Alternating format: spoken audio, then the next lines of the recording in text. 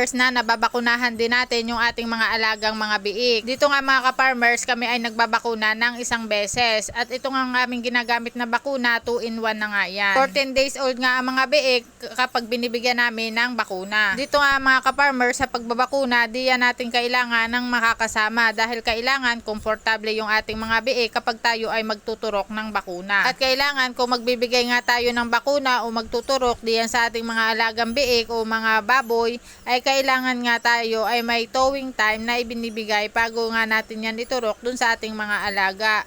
Depende na nga lamang kung anong brand yung ating gamit. At kapag nga malamig ang panahon o yung malakas ang ulan, ay hindi nga kami nagbabakuna kung kami ay may schedule ng bakuna. Nag-i-skip nga muna kami para din naman doon sa kabutihan ng ating mga alaga. At kung may schedule man ng bakuna at ang ating mga alaga ay wala doon sa kondisyon, ayan nga muna ay tayo ay mag-skip. Hintayin natin na nasa maayos na kondisyon yung ating mga alaga bago nga natin yan bibigyan ng bakuna.